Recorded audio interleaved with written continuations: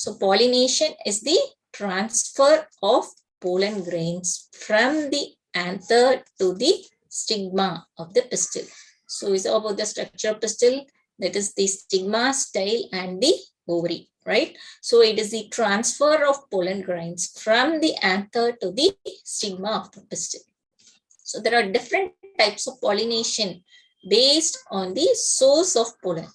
Based on the source of pollen in the sense, so from where the pollen is transferred. For example, in the case of autogamy, so there are three types of pollination. One is autogamy, second one is jejunogamy, and third one is xenogamy. So what is autogamy? That is, it is self-pollination. So we'll see in detail about these three types of pollination and how they are occurring in plants.